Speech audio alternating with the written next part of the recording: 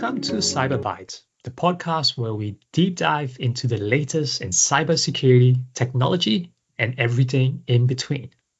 I'm your host, Edwin Kwan, and today we're tackling a major incident that has shaken the tech world. The recent CrowdStrike update that led to a global IT outage and the infamous blue screen of death on millions of Windows machines.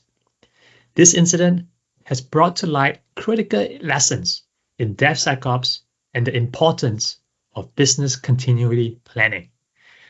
Joining me today is Denny Wan, who is the founder of the Reasonable Security Institute and an expert in cybersecurity and risk quantification. Welcome to the show, Denny. Thank you, Edwin. Good to talk to you, and thank you for the opportunity to speak with your audience and your community. To set the stage, let's briefly recap what happened. CrowdStrike, a leading cybersecurity company, issued an update for its Falcon sensor software that inadvertently caused a catastrophic failure in the Windows system globally. This update, which runs at the kernel level of the operating system, led to widespread blue screen of death, affecting airlines, banks, hospitals, and many other critical infrastructure.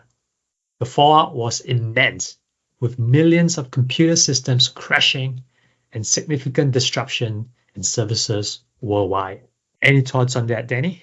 Oh, absolutely. I mean, it's so tragic that you see people with family of young kids queuing out at the airport hours on end, do not know whether to get on a plane to the holiday. And fortunately, in Australia, we are spared of the worst of it because guess what? Holiday just finished a week ago. So no one at the airport queuing for hours. There were, but not families where you were literally thousands of people, young children that were screaming their heads off, I'm sure. At the airport in the Northern Hemisphere, the worst time for airlines to experience it. The next worst time is Christmas. So definitely the graphic is really bad. It was a terrible time for traveling, for sure. So one of the key points for discussion here is the role of DevSecOps in this incident. Typically, software running at the kernel level undergoes rigorous testing to be certified by Windows. However, CrowdStrike bypassed some of these protocols to deliver timely updates. Denny, can you shed some light on the importance of thorough testing in DevSecOps, especially for software that operate at such a critical level?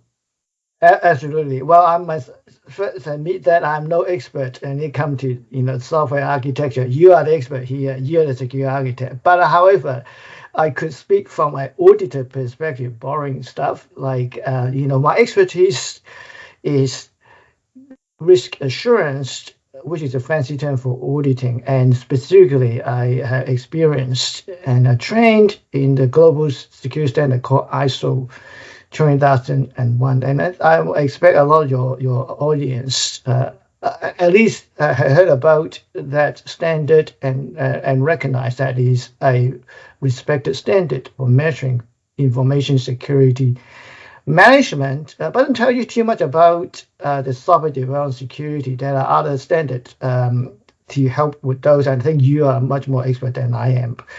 But if I may, just put in a context and thank you for the invitation to speak with you, to your audience, is that my background is a little unusual, and the committee representing here is FAIR, F-A-I-R, and I would expect most of the audience have never come across that standard, and nothing to do with fairness, although we may help in that conceptualization. What is a fair and reasonable response and action to take to respond to those incidents and prevent future ones. And it's not come down to investments. As it always say, anything is possible, something more. Effort. And the amount of effort in hindsight is easy to tell. But before the incident, but perhaps lesser investment may be good enough, and good enough is sufficient. as if, well, before the incident.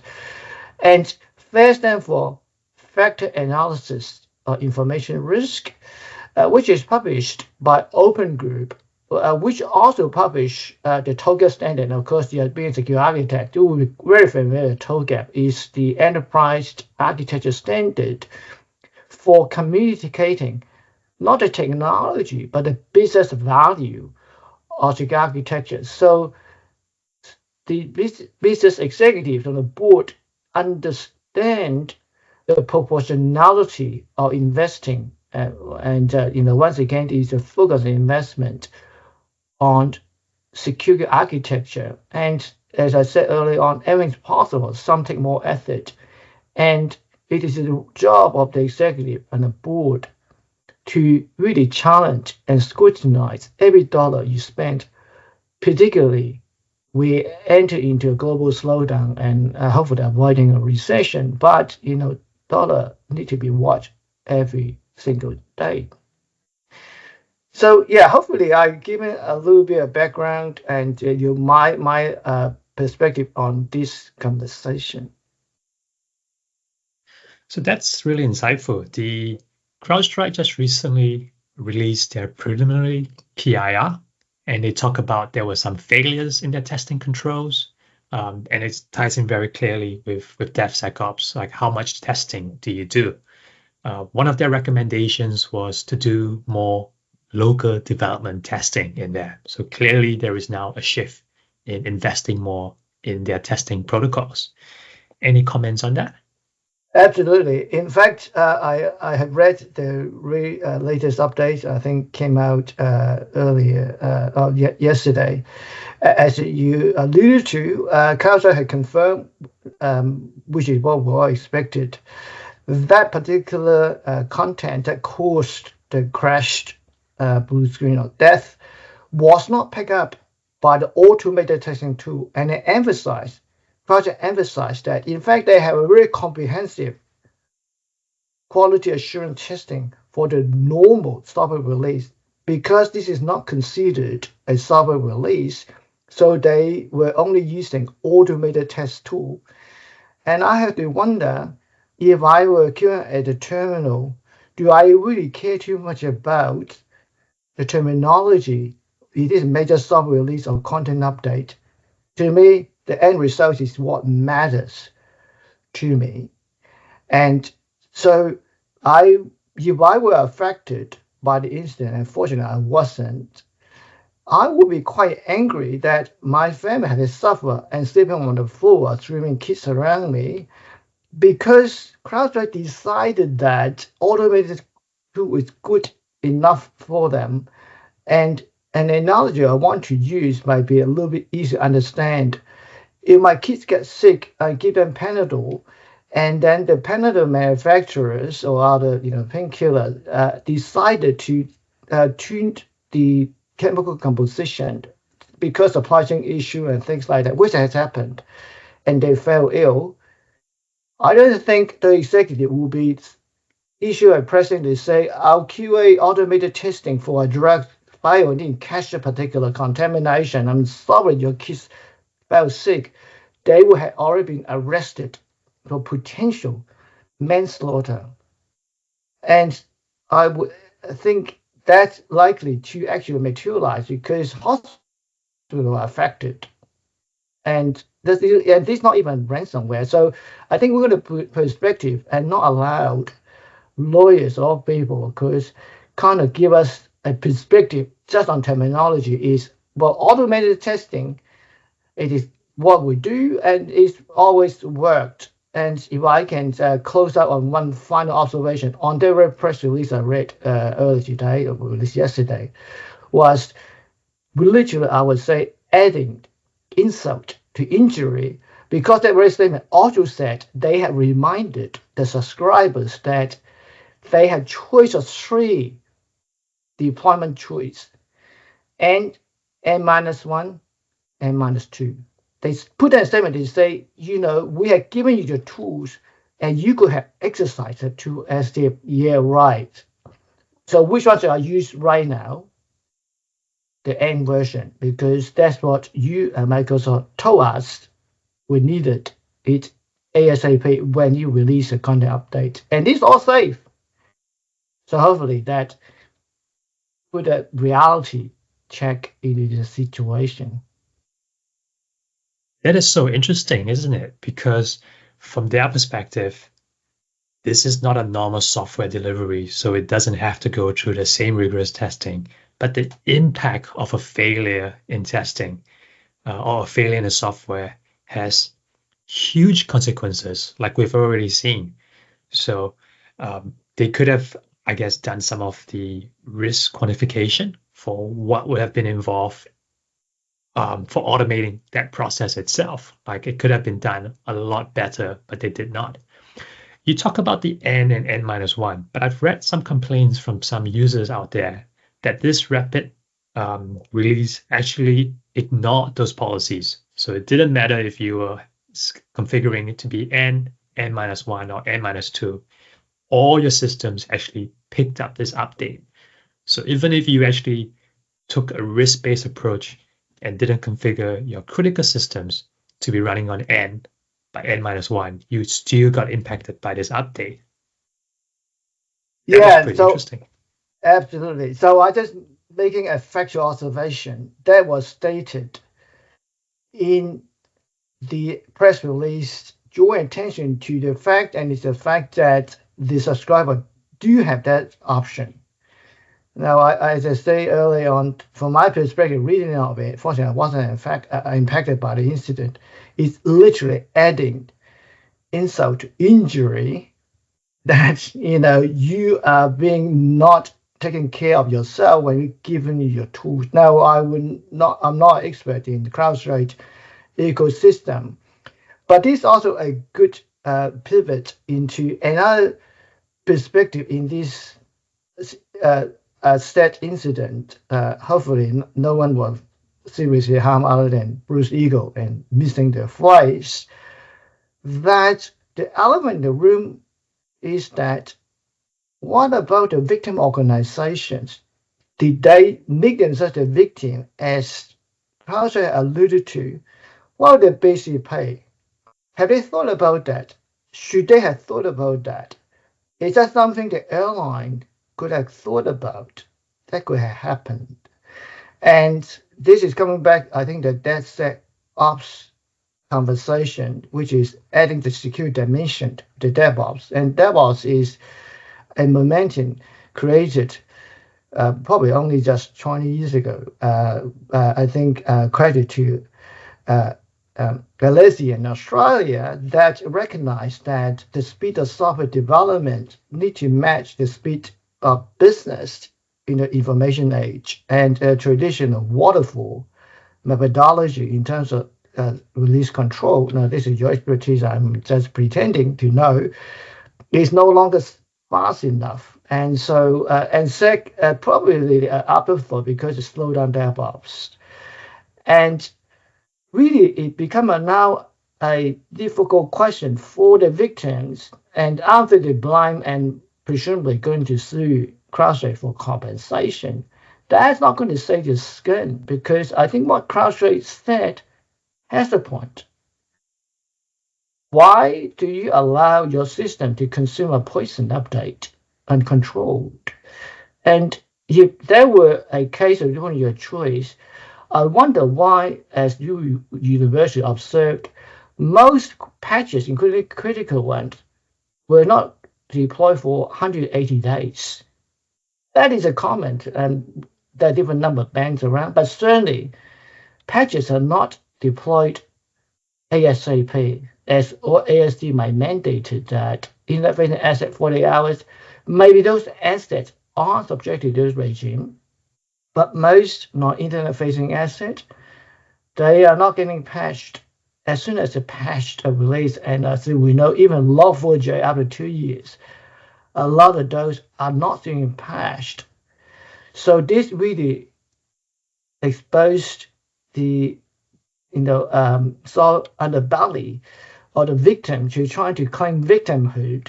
The CrowdStrike challenge them is, why do you allow yourself to be a victim in the first place? And don't blame us for your own failure to keep your house in order.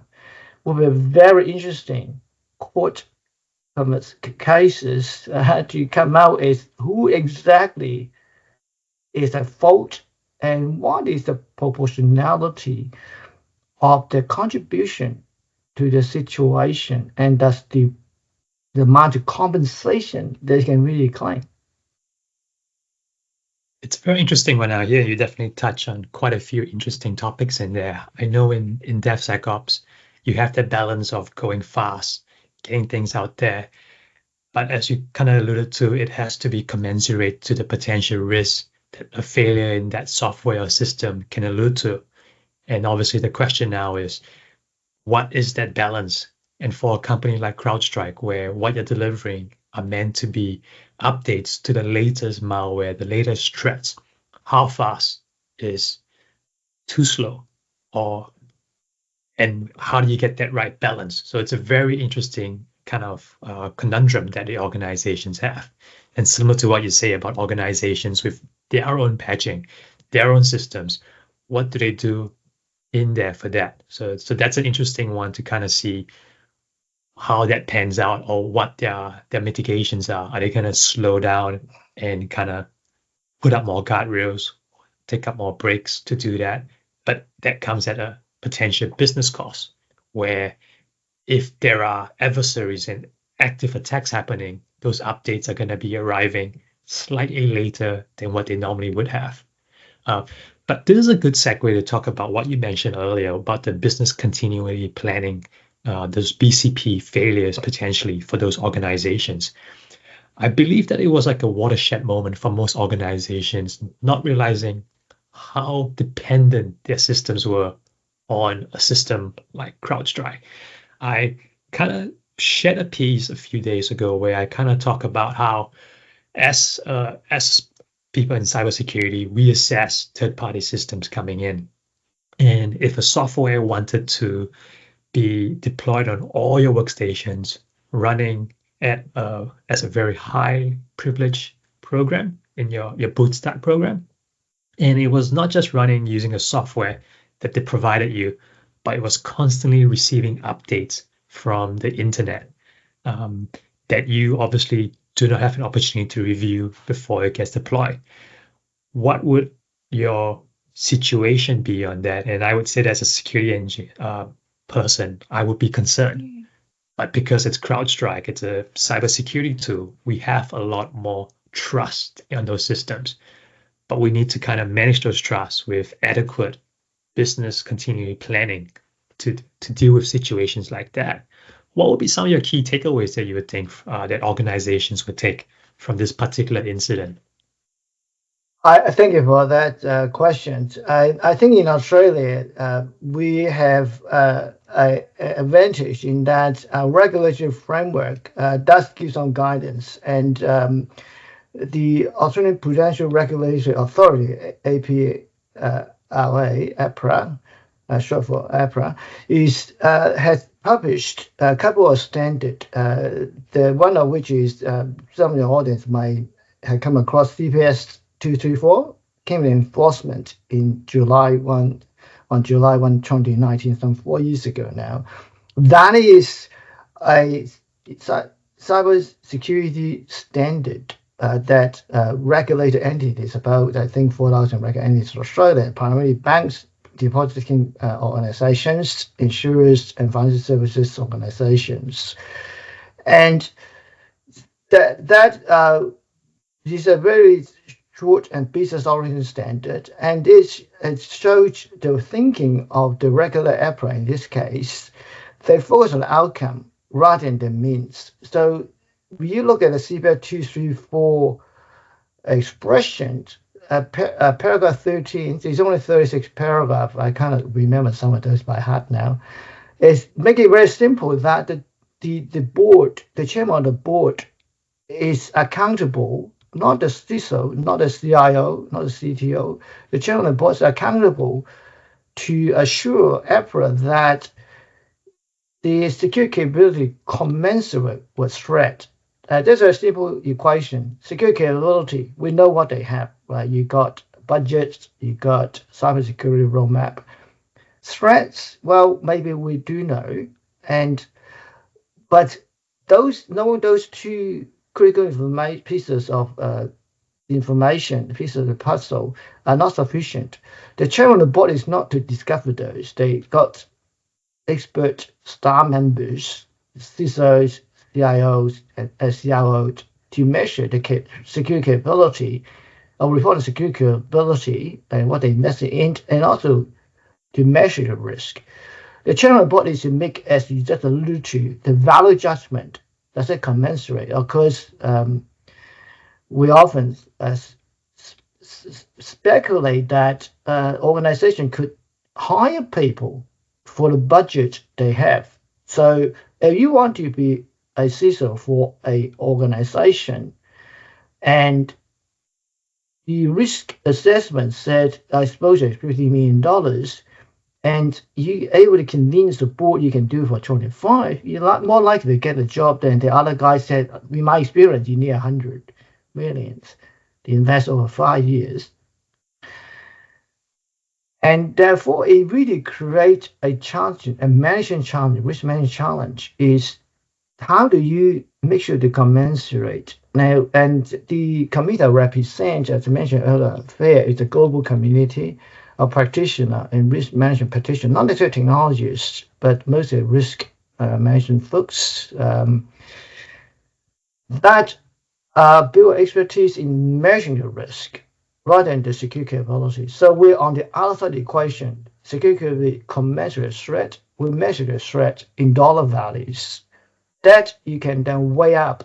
And once you have that measurement, it's much easier to see, I don't need to commensurate.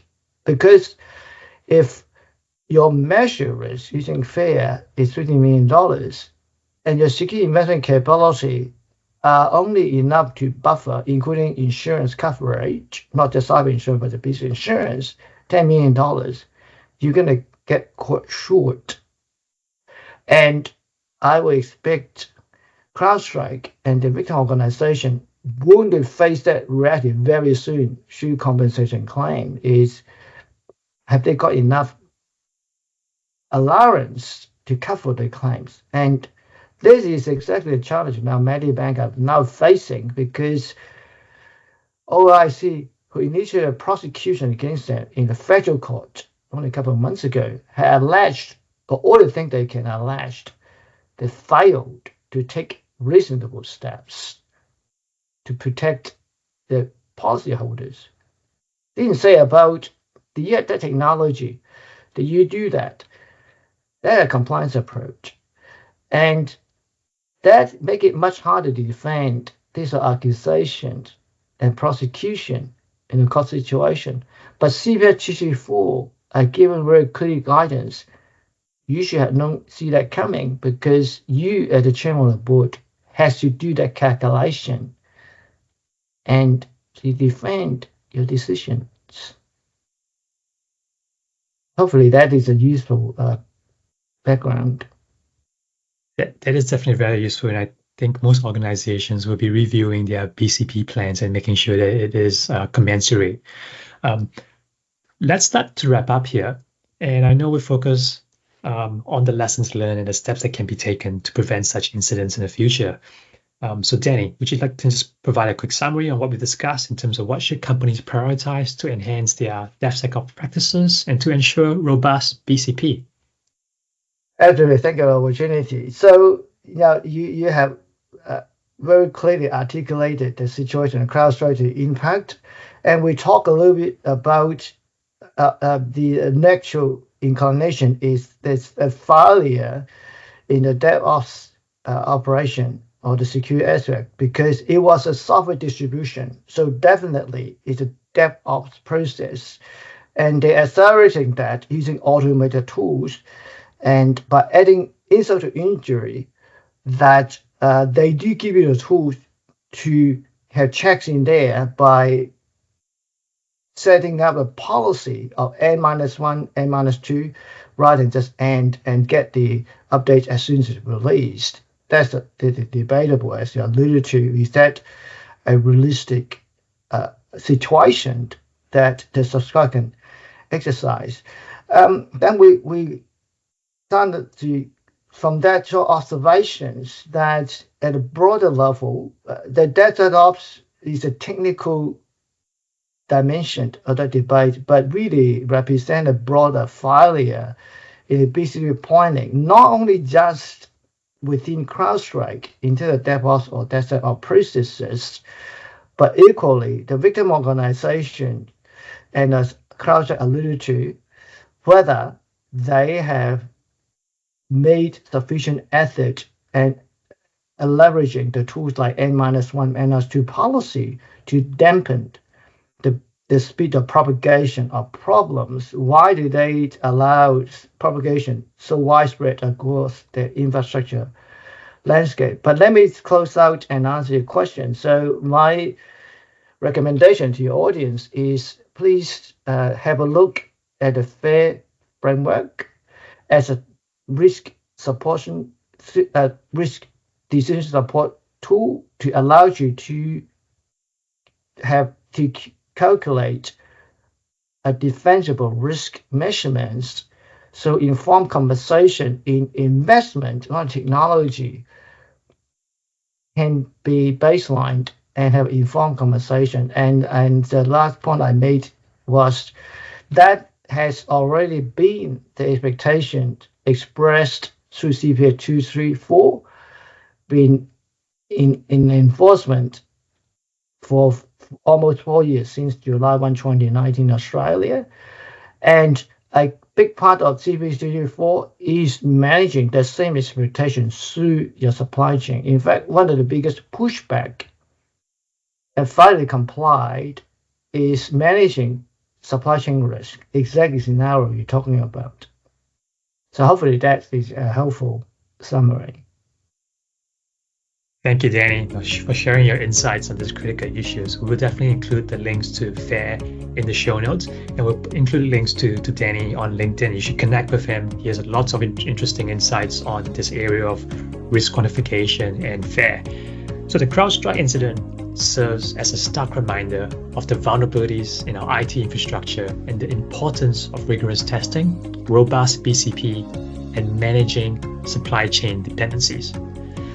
For our listeners, please stay vigilant and proactive in your cybersecurity practices. Thank you for tuning into Cyber Bytes. If you enjoyed this episode, please subscribe and leave us a review. Until next time, stay safe and stay secure. See ya. Thank you.